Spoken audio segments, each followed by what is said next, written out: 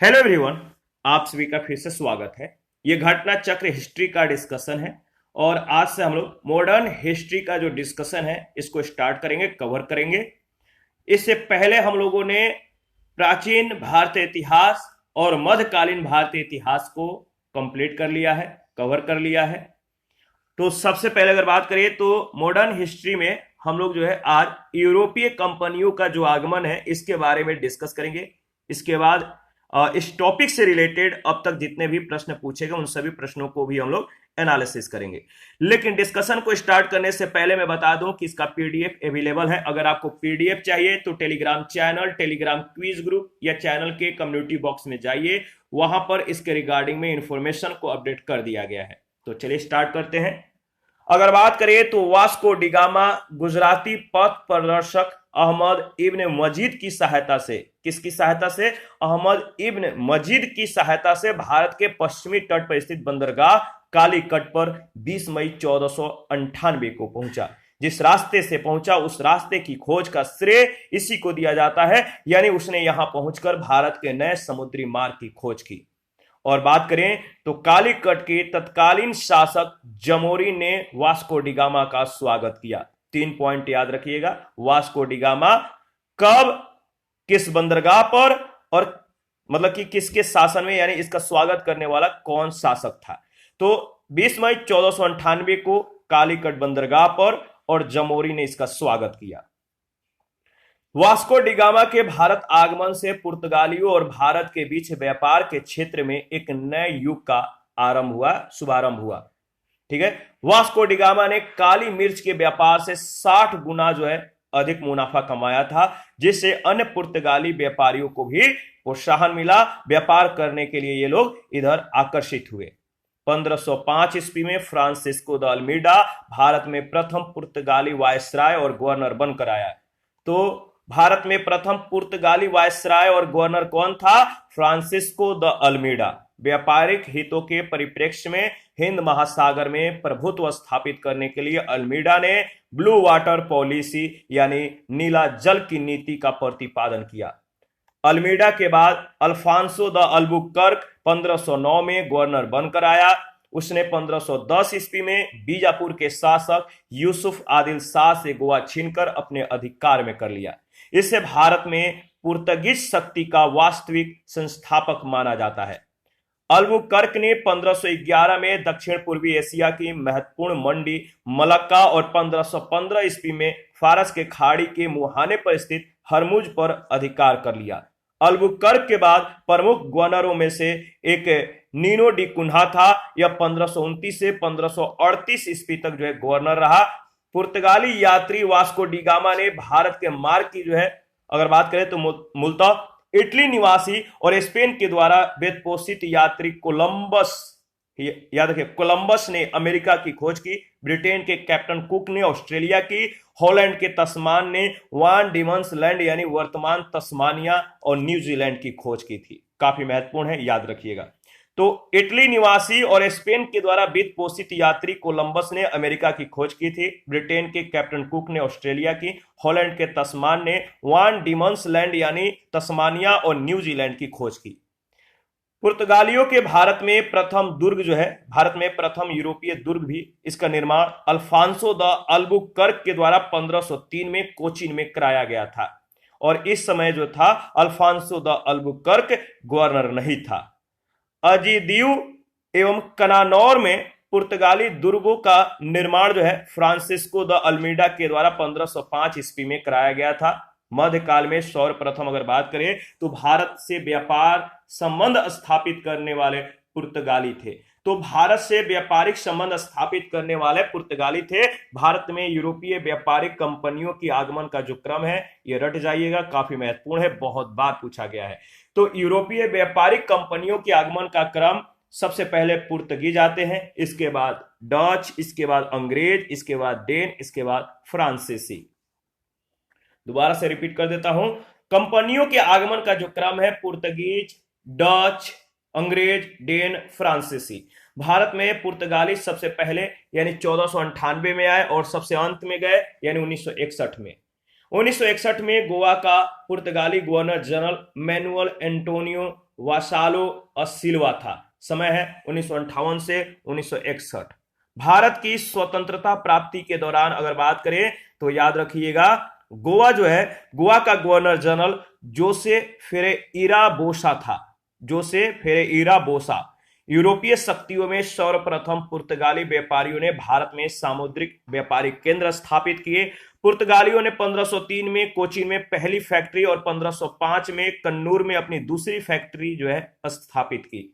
1534 में पुर्तगालियों ने बंगाल के शासक गियासुद्दीन महमूद शाह से जो है सतगांव और चटगांव में अपनी फैक्ट्रियां स्थापित करने की अनुमति प्राप्त कर ली।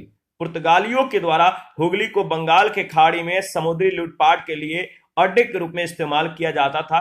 1632 में मुगल बादशाह शाहजहां ने हुगली में पुर्तगाली बस्तियों को पूरी तरह से नष्ट कर दिया और 1000 से अधिक पुर्तगाली निवासियों को बंदी बना लिया। कासिम बाजार की फैक्ट्री के प्रमुख है जॉब चारनवाक ने अंग्रेजों के व्यापार केंद्र के लिए जो है हुगली के स्थान पर सुतानुती या सुतनौती, जो कि कलकत्ता का स्थल है, इसको चुना। कोची 1814 ईस्वी में ब्रिटिश उपनिवेश के तहत शामिल हुआ।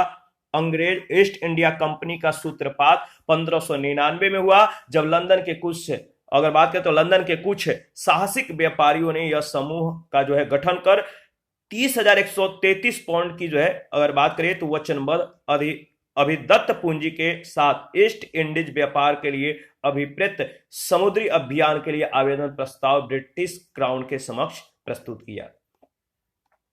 देखिए, हालांकि अगर बात करें तो इन साहसिक व्यापारियों के मूल प्रस्ताव को प्रिवी काउंसिल की स्वीकृति नहीं मिल सकी और अगले वर्ष जो है वे पुनः एकत्र हुए और इस बार उन्होंने ब्रिटिश क्राउन की पूर्व सहमति से ईस्ट इंडीज अभियान के लिए जहाज और अन्य साजो सामान खरीदने प्रारंभ किए और अपनी पूंजी को भी बढ़ाकर 68,373 पाउंड कर लिया।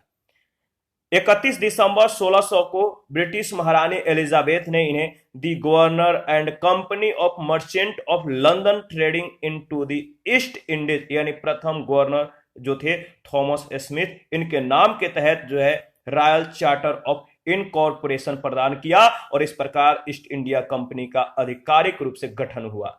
इस दौरान भारत का बादशाह अकबर था। समय है 1556 से 1605 ईस्वी का। लिवेंट कंपनी को 1593 में स्थल मार्ग से भारत में व्यापार करने का अधिकार पत्र जो है प्राप्त हुआ था। जहांगीर के शासनकाल में इंग्लिश ईस्ट इंडिया कंपनी ने सर्वप्रथम 1611 में मसूलीपट्टनम या मछलीपट्टनम में एक अस्थायी कारखाना जो है स्थापित किया था। 1613 में सूरत में स्थापित कारखाना अंग्रेजों का प्रथम अस्थायी कारखाना था। सूरत में डचों के द्वारा फैक्ट्री 1616 में, जबकि फ्रांसीसियों के द्वारा 1668 में स्थापित की गई थी। थॉमस बेस्ट नामक अंग्रेज अधिकारी ने पुर्तगालियों को स्वाली के स्थान पर हराया था। 1661 में इंग्लैंड के सम्राट, अगर बात करें तो याद रखिए, इंग्लैंड के सम्राट चार्ल्स द्वितीय का विवाह पुर्तगाल की राजकुमारी कैथरीन के साथ होने पर जो है चार्ल्स को मुंबई, या जो उस समय का बंबई था, उपहार यानी गिफ्ट के रूप में प्राप्त हुआ था, जिसे उन्होंने 1668 ईस्वी में 10 पाउंड वार्षिक किराए पर ब्रिटिश ईस्ट इंडिया कंपनी को दे दिया था। बंबई के गवर्नर जनरल जॉन चाइल्ड ने 1688 में बंबई और पश्चिमी समुद्री तट के मुगल बंदरगाहों का घेरा डाला और मक्का जाने वाले हज यात्रियों को बंदी बनाने का प्रयास किया। फलस्वरूप हुआ कि उसे औरंगजेब ने भारत से निष्कासित करने का आदेश दिया था। कर्नाटक का प्रथम युद्ध 1746-48 के बीच, याद रखिएगा, ऑस्ट्रिया के उत्तराधिकार युद्ध जो 1740 ईस्वी में प्रारंभ हुआ था, इसका विस्तार मात्र था। गृह सरकारों की आज्ञा के विरुद्ध ही दोनों दलों में, यानी अंग्रेज और फ्रांसीसी में 1746 में जो है वॉर प्रारंभ हो गया और अंग्रेज कैप्टन बर्नेट के नेतृत्व में अंग्रेजी सेना के द्वारा कुछ फ्रांसीसी जहाजों पर अधिकार कर लेना युद्ध का तत्कालिक कारण था। प्रथम कर्नाटक युद्ध के समय ही कर्नाटक के नवाब अनवरुद्दीन ने महफूज खां के नेतृत्व में 10,000 की भारतीय सेना को फ्रांसीसियों पर आक्रमण करने के लिए भेजा। कैप्टन पैराडाइज के नेतृत्व में फ्रांसीसी सेना ने जो है अडयार नदी पर स्थित सेंट थॉमे नामक स्थान पर नवाब के सेना को जो है पराजित किया। यूरोप में युद्ध मतलब कि जो यूरोप है, यूरोप में युद्ध यानी वॉर बंद होते ही कर्नाटक का प्रथम युद्ध समाप्त हो गया। एक्स-ला-शापेल की संधि, याद रखिएगा, एक्स-ला-शापेल की संधि से ऑस्ट्रिया के उत्तराधिकार का युद्ध समाप्त हो गया और मद्रास अंग्रेजों को पुनः प्राप्त हो गया। देखिए, डुप्ले ने पहली बार वे हथकंडे अपनाए, प्रयोग किए जो भारत को जीतने के लिए अंग्रेजों के मार्गदर्शक बने। यह डुप्ले ही था जिसने पहली बार यूरोपीय सेना को भारतीय राज दरबारों में भारतीय व्यय पर नियुक्त करवाया, भारतीय खर्च पर नियुक्त करवाया, जिसने पहली बार यूरोपीय हितों के लिए भारतीय राजनीतिक में हस्तक्षेप किया, इंटरफेयर किया, भारत में यूरोपीय साम्राज्य की नींव रखी। लुई 14वें के मंत्री काल्वर्ट द्वारा 1664 में फ्रेंच ईस्ट इंडिया कंपनी की स्थापना हुई, जिसे कंपनी देश इंदेश ओरिएंटलिस कहा गया। कंपनी का नाम क्या हो गया? कंपनी देश इंदेश ओरिएंटलिस कहा गया। फ्रांसीसी कंपनी का निर्माण राज के द्वारा हुआ और राज इसका सारा खर्च देता था। 1667 में फ्रांसीसी कैरो के नेतृत्व में एक अभियान दल भारत के लिए जो है रवाना हो गया, जिसने 1668 में सूरत में अपने पहले व्यापारिक कारखाने की स्थापना की। ठीक है, मैरकारा गोलकुंडा के सुल्तान से एक अधिकार पत्र प्राप्त कर 1669 में मसूलीपट्टनम में दूसरी फ्रांसीसी कोठी स्थापित की गई और डचों ने अपनी पहली फैक्ट्री की स्थापना मसूलीपट्टनम में की थी। याद रखिए, डचों ने पहली फैक्ट्री की स्थापना कहाँ की? मसूलीपट्टनम में। डचों की बंगाल में पहली कंपनी पिपली में 1627 में जो है स्थापित हुई। इसके कुछ दिनों बाद डच पिपली से बालासोर चले आए और बंगाल में डचों का व्यापार सही ढंग से 1653 में शुरू हुआ, जब उन्होंने चिंसूरा में अपनी कंपनी स्थापित की। चिंसूरा के डच किले को जो है, याद रखिए, डच किले को गुस्तावुस फोर्ट के नाम से जानते थे। यूरोपवासियों को सर्वोत्तम सोरा और अफीम बिहार से प्राप्त होता था। अंग्रेजी शासनकाल में बिहार अफीम उत्पादन के लिए काफी प्रसिद्ध था। भारत में यूरोपीय शक्तियों के आगमन का जो क्रम है, याद रखिएगा, पुर्तगीज, डच, अंग्रेज, डेन और फ्रांसीसी, यह है यूरोपीय शक्तियों के आगमन का क्रम। कब कब आए? तो पुर्तगीज सबसे पहले, डच इसके बाद अंग्रेज, डेन और इसके बाद फ्रांसीसी, याद रखिएगा। और इस पर आधारित इस टॉपिक से रिलेटेड पहला प्रश्न पूछा गया है, वास्को डी गामा कालीकट पर किस वर्ष आया? वास्को डी गामा कालीकट बंदरगाह पर कब आया था? तो आपको मालूम है 1498 एडी। मध्यकाल में सर्वप्रथम भारत से संबंध स्थापित करने वाले पुर्तगीज थे। प्रथम Portuguese Vasco D gamma Bharat के पश्चिमी तट पर स्थित बंदरगाह कालीकट पर 20 मई 1498 को पहुंचा और उसने यहां पहुंचकर भारत के नई समुद्री मार्ग की जो है खोज की। कालीकट के तत्कालिक जो शासक थे जमोरिन, इसने वास्को डी गामा का स्वागत किया। पुर्तगाली व्यापारियों ने भारत में कालीकट, गोवा, दमन, दीव और हुगली के बंदरगाहों में अपनी व्यापारिक कोठियां स्थापित की। 1505 में फ्रांसिस्को द अल्मीडा भारत में प्रथम पुर्तगाली वायसराय और गवर्नर बनकर आया। व्यापारिक हितों में परिप्रेक्ष्य में हिंद महासागर में प्रभुत्व स्थापित करने के लिए अल्मीडा ने ब्लू वाटर पॉलिसी जो है मतलब नीला जल की नीति का प्रतिपादन किया था। सेकंड प्रश्न है, निम्न में से कौन नीला जल योजना यानी ब्लू वाटर नीति से संबंधित है? ब्लू वाटर नीति पॉलिसी से जो संबंधित है वो कौन है? काफी महत्वपूर्ण प्रश्न है, बहुत बार रिपीटेड है, तो आप ध्यान में रखिएगा। सही जवाब हो जाएगा द अल्मीडा। इसी ने इस पॉलिसी का जो है मतलब कि प्रतिपादन किया था, इसका संबंध इसी से है, तो द अल्मीडा याद रखिएगा।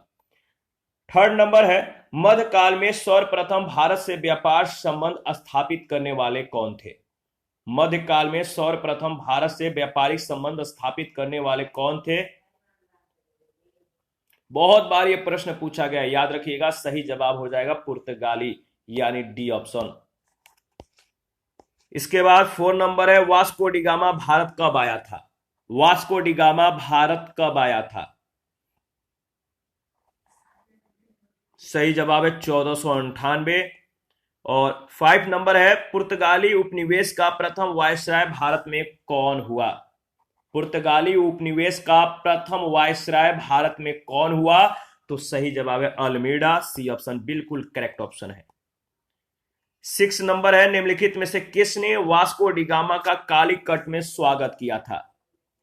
निम्नलिखित में से किसने वास्को डिगामा का कालीकट में स्वागत किया था?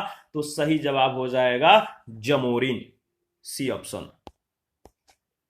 7 नंबर, सूची 1 सूची 2 के साथ मिलान करना है, तो चलिए मिलान करते हैं। सही जवाब क्या होगा? एक तरफ समुद्री यात्री और दूसरी तरफ उनसे संबंधित देश का नाम दिया गया है। तो देखिए, अगर बात करें तो वास्को डिगामा का जो देश है वो कौन था? तो याद रखिएगा, ये पुर्तगाली यात्री था। क्रिस्टोफर कोलंबस का जो संबंध है स्पेन से है, और कैप्टन कुक का जो संबंध है ग्रेट ब्रिटेन से है, और तस्मान का जो संबंध है हॉलैंड से है। यानी सही जवाब हो जाएगा ऑप्शन बी। बी में सही ऑप्शन दिया गया है, सही मिलान दिया गया है। पुर्तगाली यात्री वास्को डिगामा ने भारत के मार्की, इटली निवासी और स्पेन के द्वारा पोषित यात्री कोलंबस ने अमेरिका की, ब्रिटेन के कैप्टन कुक ने ऑस्ट्रेलिया तथा हॉलैंड के तस्मान ने वान डिमंस लैंड यानी तस्मानिया और न्यूजीलैंड की खोज की थी। 8 नंबर है, निम्नलिखित में से कौन भारत आने वाला यात्री पुर्तगाल का नहीं था?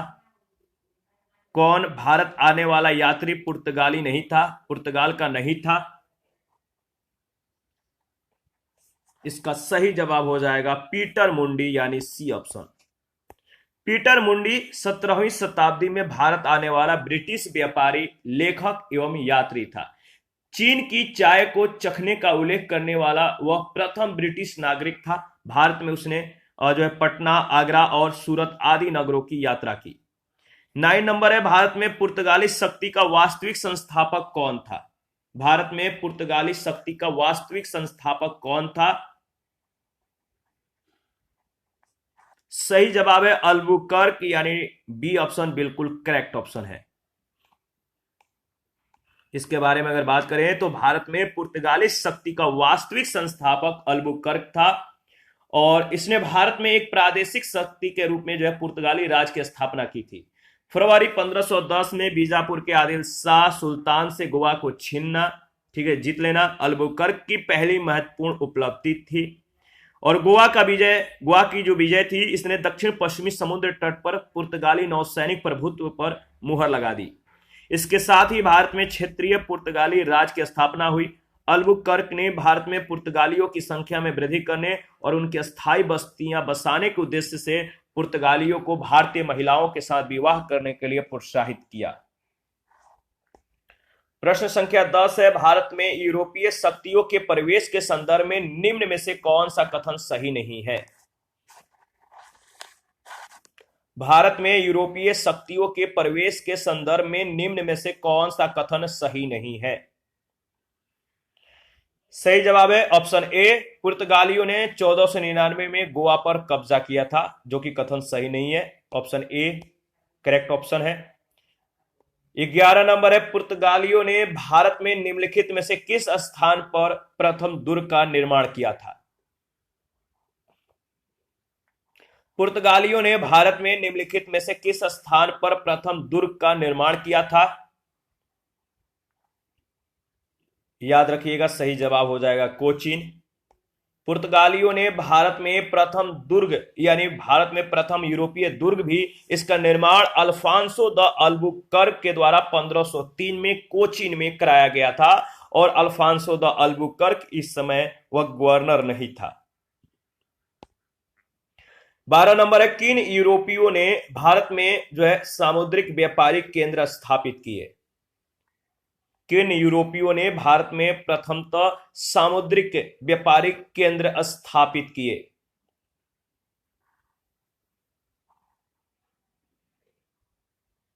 याद रखिएगा, सामुद्रिक व्यापारिक केंद्र पुर्तगाली के द्वारा जो है स्थापित किया गया था। सी ऑप्शन बिल्कुल करेक्ट ऑप्शन है। यूरोपीय शक्तियों में सर्वप्रथम पुर्तगाली व्यापारियों ने भारत में सामुद्रिक व्यापारिक केंद्र स्थापित किए।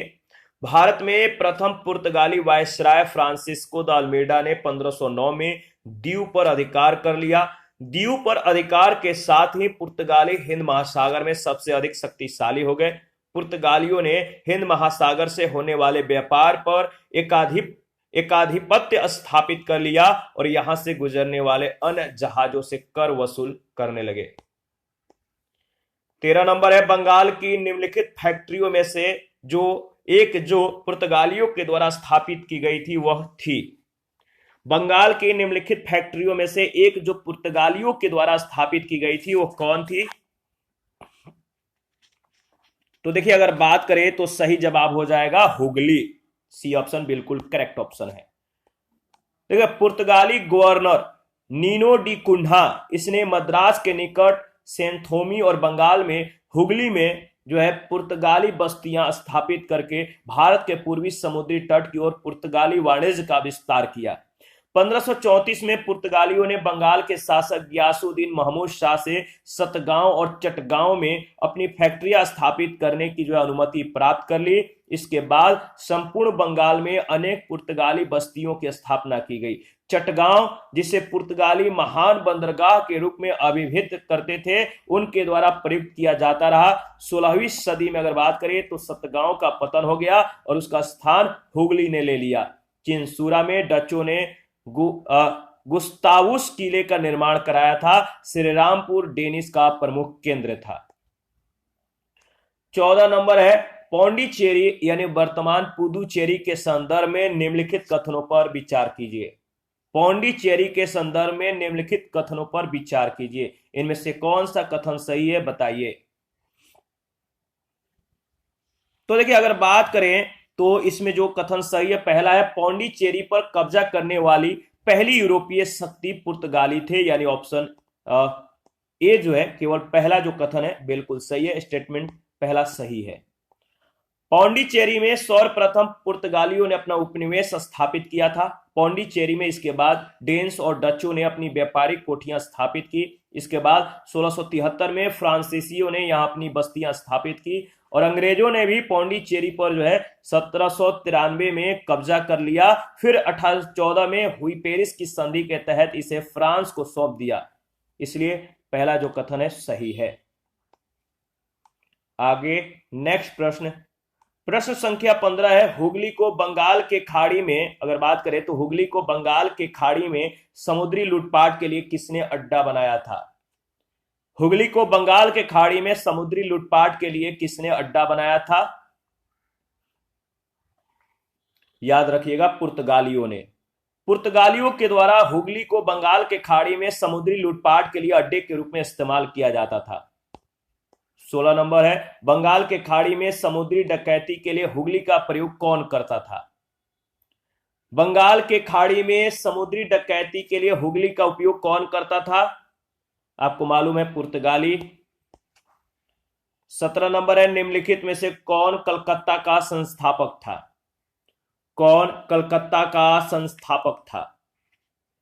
तो आपको मालूम है सही जवाब हो जाएगा जॉब चारनाक, यानी बी ऑप्शन।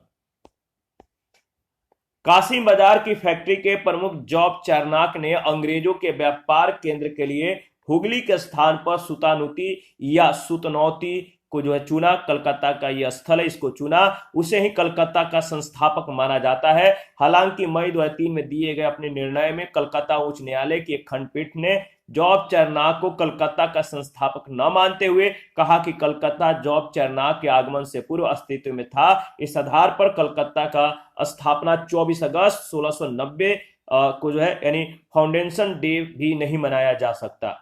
मतलब कि इसको जो 24 अगस्त है इसको फाउंडेशन डे भी नहीं माना जा सकता है। 18 नंबर है कलकत्ता किसने बसाया? कलकत्ता किसने बसाया? सेम प्रश्न सेम जवाब, जॉब चारनाक। 19 नंबर है निम्न में से किस स्थान पर भारत में प्रथम नगर निगम स्थापित किया गया था? निम्न में से किस स्थान पर भारत में प्रथम नगर निगम स्थापित किया गया था? तो याद रखिएगा मद्रास में। बी ऑप्शन बिल्कुल करेक्ट ऑप्शन है। आधुनिक भारत में पहला नगर निगम 1688 में मद्रास के पूर्व प्रेसिडेंसी शहर में स्थापित किया गया था। 20 नंबर है भारत के साथ व्यापार के लिए सर्वप्रथम संयुक्त पूंजी कंपनी किन लोगों ने आरंभ की? भारत के साथ व्यापार के लिए सर्वप्रथम संयुक्त पूंजी कंपनी किन लोगों ने प्रारंभ की? याद रखिएगा डचों ने, यानी बी ऑप्शन। भारत के साथ व्यापार के लिए सर्वप्रथम संयुक्त पूंजी कंपनी 1600 में लंदन में स्थापित अंग्रेज ईस्ट इंडिया कंपनी यानी the governor and company of merchant of London trading into the East Indies थी।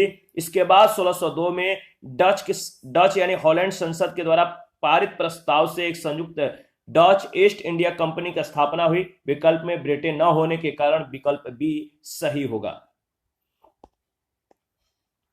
21 नंबर है, निम्नलिखित कथनों में से कौन सा कथन जो है सही है? कौन सा एक कथन सही है? अगर बात करें तो देखिए इसमें जो सही है, अगर बात करें इनमें से जो कथन एक सही है वो है आपका डचों ने पुर्तगालियों को पराजित किया और आधुनिक कोची में उन्होंने फोर्ट विलियम्स का निर्माण किया, यानी बी ऑप्शन जो है एक सही कथन है। डचों ने पुर्तगालियों को पराजित करके आधुनिक कोची में फोर्ट विलियम्स का निर्माण कराया था। 22 नंबर है, भारतीय इतिहास के संदर्भ में निम्नलिखित कथनों पर विचार कीजिए। 3 कथन है, इनमें से कौन कौन सा कथन सही है आपको बताना है। पहला कथन को अगर छोड़ दिया जाए क्योंकि ये कथन सही नहीं है तो दूसरा तीसरा कथन बिल्कुल सही हो जाता है। अल्फांसो द अल्बुकर्क ने बीजापुर सल्तनत से जो है गोवा को छीन लिया। अंग्रेजी ईस्ट इंडिया कंपनी ने मद्रास में जो है विजयनगर साम्राज्य के एक प्रतिनिधि से जो है पट्टे पर ली गई जमीन के एक प्लॉट पर फैक्ट्री स्थापित की थी, यानी दूसरा तीसरा स्टेटमेंट सही है। आगे बढ़ते हैं नेक्स्ट। इसके बारे में अगर बात करें तो डचों ने पूर्वी तट पर पहले कोचीन को पुर्तगालियों से छीना और बाद में आंध्र और उड़ीसा के तट पर अपनी फैक्ट्री जो है स्थापित की, जो 17वीं शताब्दी की बात है, जबकि गजपति शासकों का शासन 16वीं शताब्दी में ही समाप्त हो गया था, इसीलिए पहला कथन गलत है। 1510 ईस्वी में अल्बुकर्क ने बीजापुर से गोवा छीन लिया, कथन दूसरा सही है। अंग्रेजी ईस्ट इंडिया कंपनी ने 1663 में विजयनगर के नायक यानी प्रतिनिधि से पट्टे पर जमीन लेकर मद्रास में एक फैक्ट्री की स्थापना की, इसलिए कथन तीसरा सही है। 23 नंबर है, भारत में ईस्ट इंडिया कंपनी की सफलता का राज था। बताइए भारत में ईस्ट इंडिया कंपनी की सफलता का राज क्या था? देखिए राज जो था, भारत में राष्ट्रीय भावना की कमी थी, कंपनी की सेना को पश्चिमी प्रशिक्षण मिला था और उनके पास आधुनिक हथियार थे। तीसरा जो सफलता का राज था वो था भारतीय सैनिकों में राष्ट्रीय भावना का भाव था, जिसके फलस्वरूप कोई जो उन्हें अच्छा वेतन दे अपनी सेवा में लगा सकता था। उपयुक्त तीनों इसका सही जवाब हो जाएगा, डी ऑप्शन बिल्कुल करेक्ट। तीनों कारण भारत में ईस्ट इंडिया कंपनी की सफलता में सहायक थे। इंग्लैंड में एक मर्चेंट एडवेंचर्स नामक दल ने अंग्रेजी ईस्ट इंडिया कंपनी या the governor and company of merchant of London trading into the East Indies की स्थापना की। 24 नंबर है, निम्नलिखित ब्रिटिश कंपनियों में से किसे भारत में व्यापार करने का पहला अधिकार पत्र प्राप्त हुआ था? निम्नलिखित ब्रिटिश कंपनियों में से किसे भारत में व्यापार करने का पहला अधिकार पत्र प्राप्त हुआ था? याद रखिएगा सही जवाब है Leivand company, option A Leivand company को 1593 में स्थल मार्ग से भारत में व्यापार करने का अधिकार पत्र जो है प्राप्त हुआ। 31 दिसंबर 1600 को महारानी एलिजाबेथ प्रथम ने the governor and company of merchants of London trading into the East Indies को समुद्री मार्ग से ईस्ट इंडीज के साथ व्यापार करने का पहला अधिकार पत्र प्रदान किया था। 1702 में इसने न्यू कंपनी और महारानी एनी के साथ मिलकर एक त्रिपक्षीय इकरारनामा किया, जिसके तहत पुरानी कंपनी 7 साल के भीतर खुद को जो है बंद कर देगी। 1709 में दोनों कंपनियां मिलकर नए नाम united company of merchant of England trading to the East Indies के रूप में जो अपने व्यापार को बढ़ाएगी। यह कंपनी सामान्यतः ईस्ट इंडिया कंपनी के नाम से प्रसिद्ध हुई। 25 नंबर है, लंदन में ब्रिटिश ईस्ट इंडिया कंपनी के गठन के समय भारत का निम्नलिखित में से कौन बादशाह था? लंदन में ब्रिटिश ईस्ट इंडिया कंपनी के गठन के समय भारत का जो बादशाह था वो था अकबर। ब्रिटेन के कुछ व्यापारियों ने पूर्व के देशों के साथ व्यापार करने के आशय से 1600 में जो है एक कंपनी का गठन किया। इसका नाम governor and company of merchant of London trading in to the East Indies रखा गया। इस दौरान भारत का बादशाह अकबर था। 26 किस मुगल सम्राट के काल में इंग्लिश ईस्ट इंडिया कंपनी ने भारत में सर्वप्रथम कारखाना स्थापित किया? किस मुगल सम्राट के काल में इंग्लिश ईस्ट इंडिया कंपनी ने भारत में सर्वप्रथम कारखाना स्थापित किया? तो सही जवाब हो जाएगा जहांगीर। बी ऑप्शन बिल्कुल करेक्ट ऑप्शन है।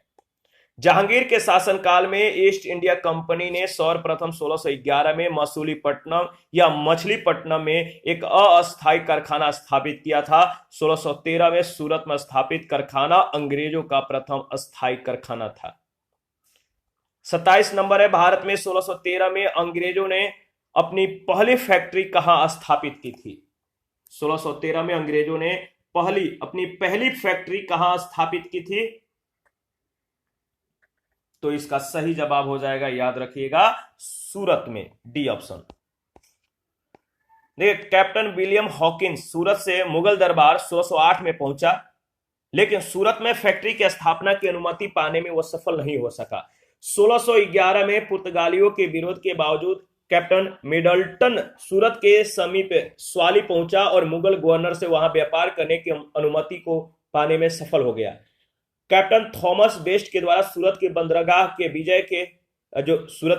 विजय था, विजय ने पुर्तगाली एकाधिकार की निरंतरता को भंग किया और तदुपरांत अंग्रेजों ने सूरत में 1613 में जो है अस्थायी रूप से एक फैक्ट्री के जो है स्थापना की और यहां से अंग्रेजों ने अपने व्यापार को देश के दूसरे भागों में फैलाया। शीघ्र ही अहमदाबाद, बुरहानपुर, अजमेर, आगरा में सहयोगी फैक्ट्रियां स्थापित की गईं।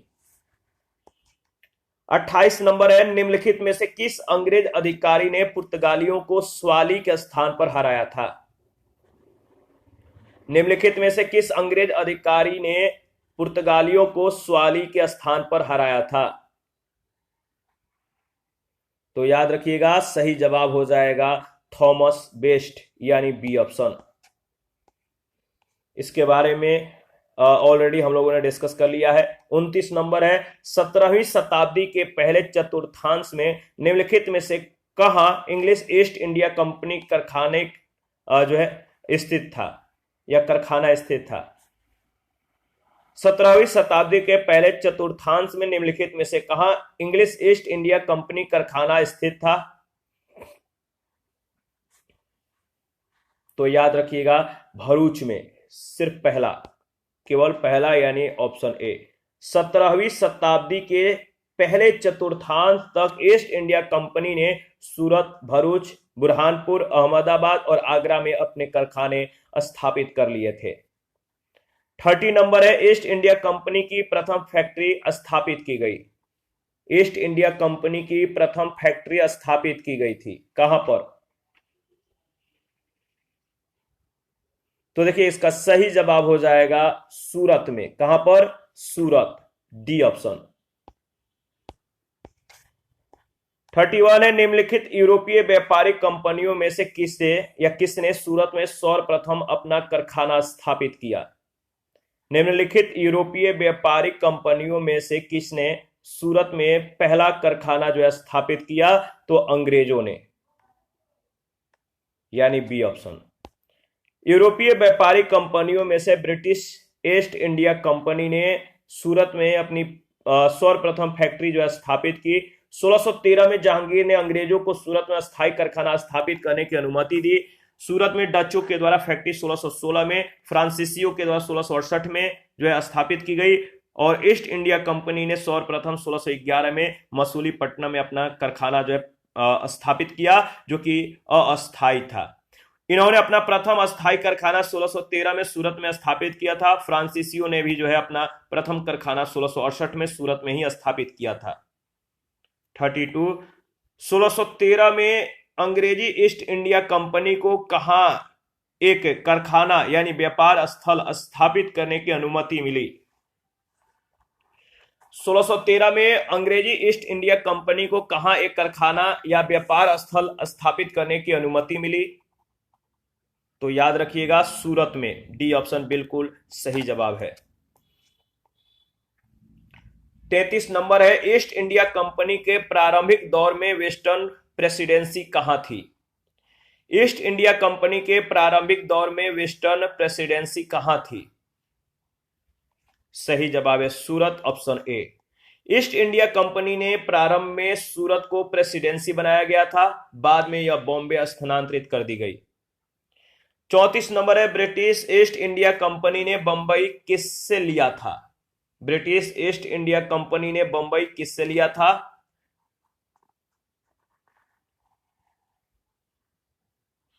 देखिए इसका सही जवाब हो जाएगा पुर्तगालियों से। आप लोग कमेंट बहुत कम करते हैं, प्लीज कमेंट किया करिए।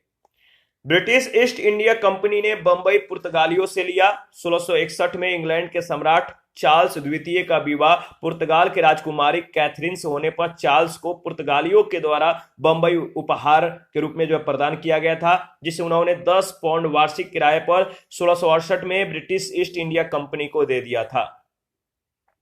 35 है, निम्नलिखित में से किस वर्ष प्रयागराज यानी उत्तर प्रदेश के किले पर अंग्रेजों का अधिकार स्थापित हुआ? किस वर्ष प्रयागराज के किले पर अंग्रेजों का अधिकार स्थापित हुआ? तो सही जवाब हो जाएगा, याद रखिएगा, सही जवाब है 1797 में, डी ऑप्शन। अवध के नवाब सादत अली ने 1797 में प्रयागराज का किला जो है अंग्रेजों को सौंप दिया था। 36, ईस्ट इंडिया कंपनी के किस गवर्नर जनरल को जो है औरंगजेब के द्वारा भारत से निष्कासित किया गया था, भारत से निकाला गया था? ईस्ट इंडिया कंपनी के किस गवर्नर जनरल को जो है औरंगजेब के द्वारा भारत से निष्कासित किया गया? तो सही जवाब है सर जॉन चाइल्ड को। बंबई के governor general governor John child ने 1688 में बंबई और पश्चिमी समुद्र तट के मुगल बंदरगाहों का घेरा डाला, मक्का जाने वाले हज यात्रियों को बंदी बनाने का प्रयास किया। फलस्वरूप उसे औरंगजेब ने भारत से निष्कासित करने का आदेश दिया। मुगल शासक औरंगजेब के सामने उसे विवश होना पड़ा और उसे माफी मांगनी पड़ी। आगे बढ़ते हैं, नेक्स्ट प्रश्न संख्या 37। निम्नलिखित में से प्रथम कर्नाटक युद्ध का कौन सा तत्कालिक कारण था? प्रथम कर्नाटक युद्ध का तत्कालिक कारण था अंग्रेजों के द्वारा फ्रांसीसी जहाजों का अधिग्रहण। कर्नाटक का प्रथम युद्ध ऑस्ट्रिया के उत्तराधिकार युद्ध जो 1740 में प्रारंभ हुआ था, इसका विस्तार मात्र था। ग्रीस सरकारों की आज्ञा के विरुद्ध ही दोनों दलों में 1746 ईस्वी में युद्ध प्रारंभ हो गया। अंग्रेज कैप्टन बर्नेट के नेतृत्व में अंग्रेजी सेना के द्वारा जो है कुछ फ्रांसीसी जहाजों पर अधिकार कर लेना युद्ध का जो है तत्कालीन कारण था। 38, कर्नाटक युद्ध किन किन के बीच लड़ा गया? कर्नाटक युद्ध किन के बीच हुआ? तो याद रखिएगा, सही जवाब हो जाएगा अंग्रेज और फ्रांसीसियों के बीच, यानी ऑप्शन ए। 39 है, सूची 1 सूची 2 के साथ मिलान करना है, तो चलिए मिलान करते हैं। सही जवाब क्या होगा? प्रथम कर्नाटक युद्ध जो है ये इसका संबंध किससे है? प्रथम कर्नाटक युद्ध की समाप्ति एक्स-ला चैपेल के संधि से अंत हुआ। याद रखिएगा, इसका जो मिलान है 1 का ए का 4। इसके बाद तृतीय कर्नाटक युद्ध का जो संबंध है यह पेरिस के संधि से अंत हुआ, पेरिस के संधि। द्वितीय कर्नाटक युद्ध ये मतलब कि अनिर्णायक सिद्ध हुआ, अनिर्णायक। और प्रथम मैसूर युद्ध ये जो है इसमें ब्रिटिश की जो है हार हो जाती है, यानी सही जो ऑप्शन है ऑप्शन सी में दिया गया है। अच्छा, दोबारा से इसको अगर रिवाइज करना चाहते हैं तो प्रथम कर्नाटक युद्ध एक्स-ला चैपेल के संधि से अंत हुआ, तृतीय कर्नाटक युद्ध पेरिस के संधि से अंत हुआ, द्वितीय कर्नाटक युद्ध अनिर्णायक सिद्ध हुआ, प्रथम मैसूर युद्ध ब्रिटिश की इसमें हार हुई। 40 नंबर है, निम्नलिखित में से कौन सा एक सही सुमेलित नहीं है? कौन सा एक सही सुमेलित नहीं है? तो कर्नाटक का द्वितीय युद्ध सही सुमेलित नहीं है, 1750 से 52 दिया गया है। कर्नाटक का पहला युद्ध 1746 से 1748 के बीच, कर्नाटक का द्वितीय युद्ध 1749 से 54 के बीच, कर्नाटक का तृतीय युद्ध 1758 से 1763 के बीच और पानीपत का तृतीय युद्ध 1761। देखिए, भारत में अंग्रेजों और फ्रांसीसियों के बीच लड़े गए युद्ध को कर्नाटक युद्ध के नाम से जाना जाता है। 41, निम्नलिखित में से कौन सा प्रथम यूरोपियन व्यक्ति था जिसने भूक्षेत्र अर्जित करने के उद्देश्य से भारतीय राजाओं के झगड़ों में भाग लेने की नीति आरंभ की? वो था डुप्ले। डुप्ले ने पहली बार अगर बात करें तो वे हथकंडे प्रयोग किए जो भारत को जीतने के लिए अंग्रेजों के मार्गदर्शक बने। डुप्ले प्रथम यूरोपियन था जिसने भूक्षेत्र अर्जित करने के उद्देश्य से भारतीय राजाओं के झगड़ों में भाग लेने की नीति आरंभ की। यह डुप्ले ही था जिसने पहली बार यूरोपीय सेना को भारतीय राज दरबारों में भारतीय व्यय पर नियुक्त करवाया और जिसने पहली बार यूरोपीय हितों के लिए भारतीय राजनीतिक में हस्तक्षेप किया और भारत में यूरोपीय साम्राज्य की नींव रखी। इसके बारे में जीवी मालेसन ने लिखा है, उसकी योजनाओं का प्रभाव उसके जाने के बाद भी रहा। वह भूमि जिसे उसने अपनी सूझबूझ से जोता, उर्वर बनाया, वह क्षमता जो उसने दर्शाई उसके लौटने के तुरंत बाद उसके प्रतिद्वंदियों ने उपयोग की और उससे अत्यधिक लाभ उठाया। 42 है, भारत में फ्रांसीसियों ने अपना सबसे पहला कारखाना किन स्थानों पर लगाया, यानी कहां खोला? सबसे पहला कारखाना कहां स्थापित किया? तो सूरत में फ्रांसीसियों ने अपना पहला कारखाना। इसके बाद अगर बात करें तो लुई 14वें के मंत्री काल्वर्ट के द्वारा 1664 में फ्रेंच ईस्ट इंडिया कंपनी की स्थापना हुई, जिसे कंपनी देश इन देश ओरिएंटलिस कहा गया। फ्रांसीसी कंपनी का निर्माण राज के द्वारा राज द्वारा हुआ और राज ही इसका सारा खर्च देता था।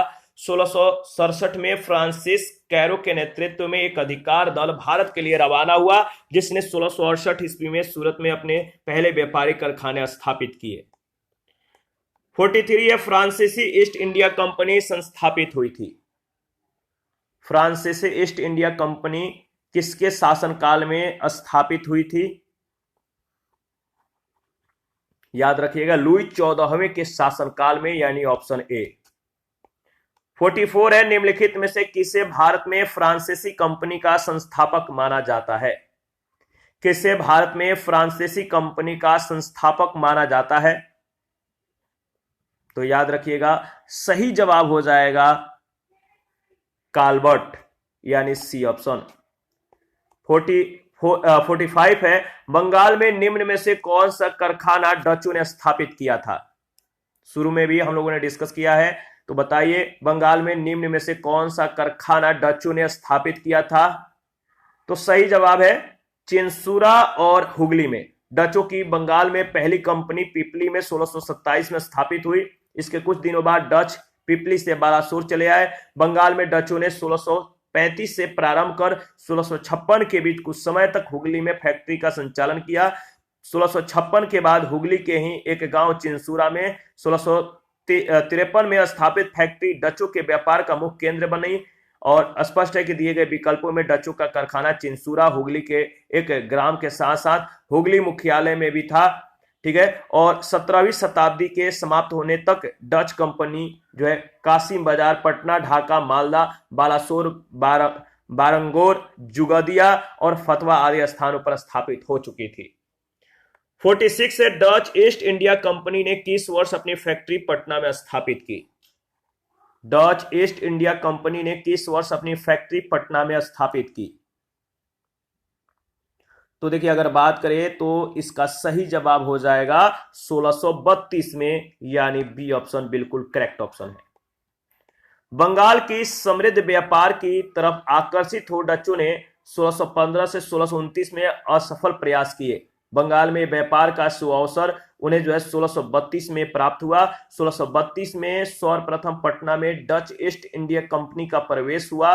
पटना में डच फैक्ट्री की स्थापना से संबंधित कोई स्रोत कि प्रमाणिकता की कसौटी पर स्पष्ट नहीं है। इतिहासकार ओम प्रकाश ने 1638 में पटना में डच फैक्ट्री की स्थापना से संबंधित तथ्य प्रस्तुत किए हैं, जो आर्थिक तंगी के कारण उसी वर्ष बंद हो गई और वर्तमान में डच फैक्ट्री थे, इसका डच फैक्ट्री का स्थान पटना कॉलेज के नाम से जाना जाता है। 47 है, फ्रांसीसी दक्कन में शक्ति आंदोलन स्थापित करने में असफल रहे, क्यों? फ्रांसीसी दक्कन में शक्ति आंदोलन, शक्ति आंदोलन स्थापित करने में असफल क्यों रहे? सही जवाब है, अंग्रेजों की फौज शक्तिशाली थी, बी ऑप्शन। फ्रांसीसियों की पराजय का एक मुख्य कारण उनकी कमजोर नौसेना थी। वाल्टियर के अनुसार ऑस्ट्रिया के उत्तराधिकार युद्ध के समय फ्रांस की जलशक्ति का इतना ह्रास हुआ कि सप्तवर्षीय युद्ध के समय उनके पास एक भी जलपोत नहीं था। दूसरी ओर अंग्रेजों के पास एक शक्तिशाली सेना थी। 48 है, निम्न यूरोपीय शक्तियों ने भारतीय व्यापार में समय समय पर प्रवेश किया। तिथि क्रम निर्धारित कीजिए। समय समय पर भारतीय व्यापार में यूरोपीय शक्तियों ने प्रवेश किया, क्रम में बताइए। तो अगर बात करें तो सबसे पहले पुर्तगाली, इसके बाद डच, इसके बाद अंग्रेज, इसके बाद फ्रांसीसी, यानी 4 2 1 3। याद रखिएगा, पुर्तगाली, डच, अंग्रेज, फ्रांसीसी क्रम है। 49 है, आपको मिलान करना है। पौंडीचेरी का जो संबंध है फ्रेंच से है, Pondicherry French, Goa Portuguese, Tranquebar Danish यानी डेन, सद्रास डच। दोबारा से इसको रिवाइज कर लेते हैं। Pondicherry French, Goa Portuguese, Tranquebar Danish, Sadras Dutch.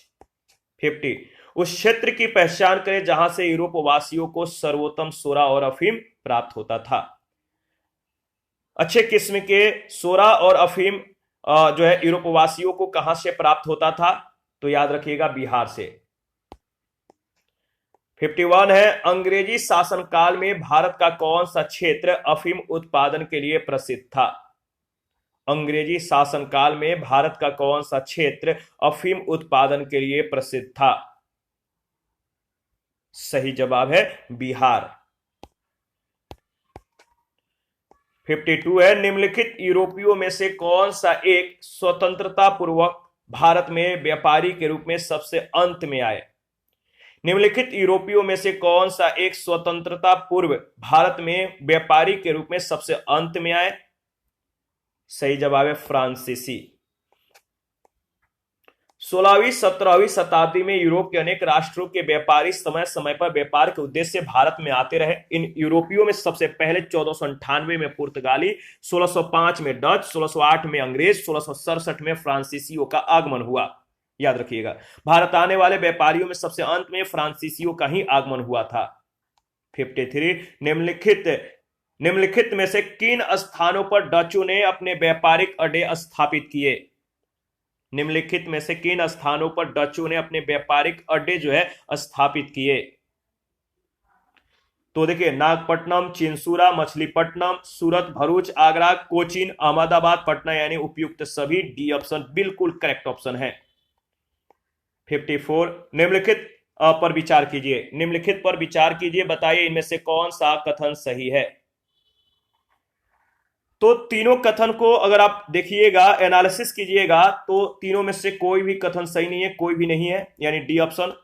मृदा के स्वरूप और उपज के गुणों के आधार पर भूमि राजस्व का मूल्यांकन अंग्रेजों से पूर्व शेरशाह सूरी और अकबर के द्वारा किया जा चुका था। भारत में तंबाकू और लाल मिर्च की खेती पुर्तगालियों की देन थी और चलती फिरती तोपों का प्रचलन मुगल काल में ही हुआ था। अकबर के आयुध निर्माण कारखाने में तमाम प्रकार की बड़ी छोटे तोप जो था, बड़े छोटे प्रकार के तोप तैयार की जाती थी। इस प्रकार इनमें से अंग्रेजों की भारत का जो देन है कोई भी नहीं थी। 55 है, किसने ईस्ट इंडिया कंपनी के बारे में यह टिप्पणी की कि कंपनी एक असंगति है, परंतु यह उस व्यवस्था का भाग है जहां सब कुछ ही असंगत है? तो सही जवाब TB Macaulay, B option.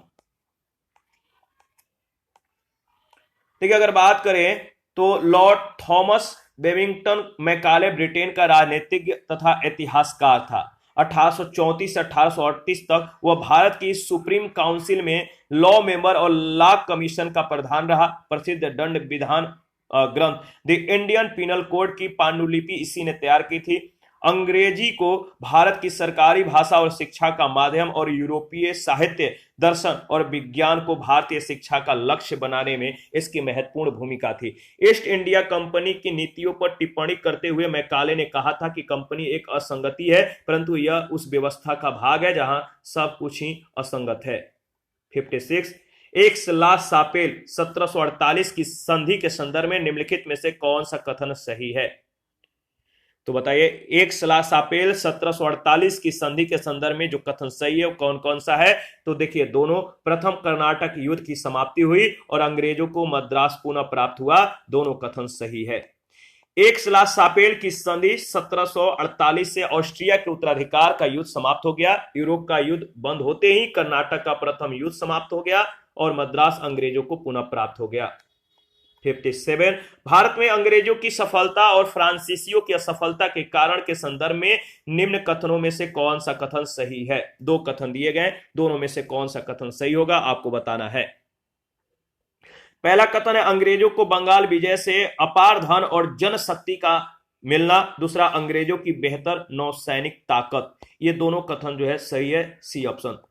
Bharat में अंग्रेजों की सफलता के कई कारण थे, इसमें अंग्रेजों की बेहतर नौसैनिक ताकत, बंगाल पर नियंत्रण से अपार जनधन की प्राप्ति, कंपनी की विभिन्न इकाइयों में समन्वय योग्य नेतृत्व आदि थे। इसी के साथ आज का जो सेशन है समाप्त करते हैं। नेक्स्ट सेशन में ईस्ट इंडिया कंपनी और बंगाल के नवाब के बारे में डिस्कस करेंगे, उस पर आधारित प्रश्नों को भी एनालिसिस करेंगे। तो आप जो है अपना प्रतिक्रिया देते रहे। और देखिए, जिन लोगों ने हमारे Telegram channel, Telegram quiz group, Facebook page, Instagram को ज्वाइन नहीं किया है तो प्लीज आप लोग जो है वीडियो के डिस्क्रिप्शन बॉक्स में लिंक दिया गया है, आप लोग जो है ज्वाइन कीजिए और प्लीज हमें सपोर्ट कीजिए। थैंक यू, मिलते हैं नेक्स्ट सेशन में।